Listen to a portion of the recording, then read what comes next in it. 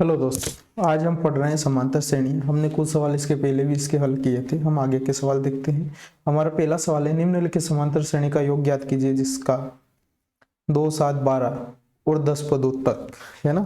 तो अपने को ए बराबर मालूम है, अपने पास पद दिए हुए लिख लेते हैं। ए बराबर अपने पास है 2। डी निकाल लो। डी अपने पास क्या निकल जाएगा, 7 में से 2 गए तो 5। ठीक है। और एन अपने पास क्या है, 10 पदों तक बोला है तो 10 अपने पास ये निकल गए। अपन सूत्र लिख लेते हैं। एस एन बराबर एन बटे 2 2 ए प्लस एन माइनस 1 डी। ठीक है। अब इसमें अपन मान रख लेते हैं। एन का मान है 10 बटे 2 बराबर 2। ए का मान कितना है 2 प्लस एन का मान है 10 माइनस 1 और डी का मान है 5। यहाँ पर कोष्टक है बड़ा है ना। ठीक है। अब 2 पंजे 10, अपने पास क्या आया 5। उसके बाद क्या है 2 दूना 4 प्लस 10 में से गया 9 और 9 पंजे 45। ठीक है। अब क्या आया ये 5 इंटू 45 और 4 49। 5 इंटू 49 कितना होता है 245। तो एसएन अपने पास क्या निकला 245। ये हमारा आंसर। इनने पूछा था एसएन ज्ञात करो। हम दूसरा सवाल देखते हैं। ऐसे प्रथम 4 घन पूर्णांकों का योग ज्ञात कीजिए जो 6 से विभाज्य है। तो हम ये करते हैं 6 से विभाज्यता के लिए। अब 1 बराबर इसमें अपने पास क्या दिया हुआ है ये लिख लेते हैं। ए बराबर क्या दिया हुआ है 6। ठीक है। उसके बाद डी बराबर भी क्या होगा 6, क्योंकि 6 से विभाज्यता तो 1 के बाद 1 यानी इसके देखो तो 6 12 18 24 से लगाकर और जहां तक भी ये लेना चाहे वहां तक 6 का ले सकते हैं। तो अपन 12 में से 6 गया तो कितने बचे। डी में अपन देख लेते हैं 12 माइनस 6 बराबर 6 ही बचेगा। तो अपन ने ये नहीं लिखा और सीधे अपन ने डी बराबर 6 लिख लिया। अब अपने को ऐसे कितना है, ऐसे प्रथम 40 घन। तो ऐसे की जगह क्या लिख देंगे, यहाँ एन की जगह 40 बराबर अपने को ज्ञात करना है। तो एस 40 इसके लिए सूत्र लिखते हैं। वही सूत्र एन बटे 2 फिर 2a प्लस एन माइनस 1 और डी, यही सूत्र आएगा। अब इसी में अपन मान लिख लेते हैं। एस एन 40 तो ऐसा कैसा रहेगा क्योंकि अपने को निकालना है।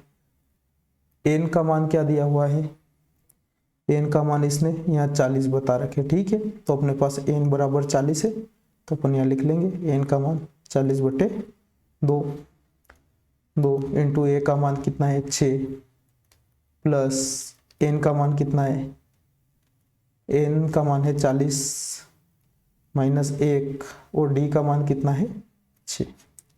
अब हल करो 2 दूना 4 और 0 ऐसा कैसा। अब यहाँ लिख लो 20 6 दूना 12 प्लस 40 में से 1 गया तो 39 में से 6 का गुणा करेंगे तो 234 मिलेगा, है ना।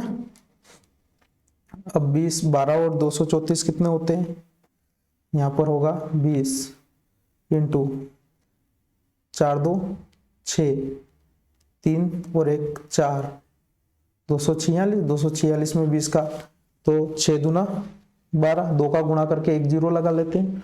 6 दूना 12 हासिल 1, 4 दूना 8 और 1 9 और 2 दूना 4, 4920 इसका आंसर होगा। तो अपने पास एस 40 क्या निकला है, एस 40 निकला है 4220। ठीक है। हम आगे का सवाल देखते हैं। 10 और 250 के बीच के बीच में 4 के कितने गुणज ये। तो हम इसका उत्तर देखते हैं। अपने पास इसमें भी क्या दिया हुआ है, ये कितना दिया हुआ है 10 और 250 के 4 के गुणज, तो अपन 4 के गुणज लिख लो, है ना। 4 के कितने 10 और 250, देखो 4 होगा लेकिन 10 से छोटा, 10 और 250 के बीच में लेना है।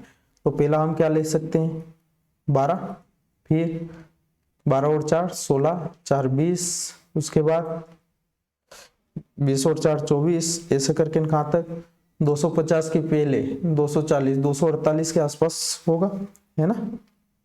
तो 2 और 8 तक।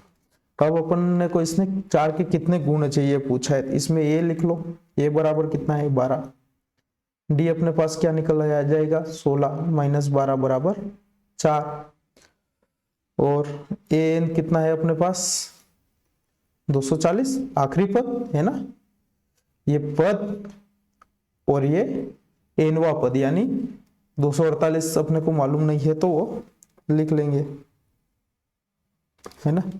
ये 248 है ना। अब यहां पर सूत्र वही लिख लो, ए एन बराबर, ए एन का सूत्र क्या होता है ए प्लस एन माइनस 1 डी।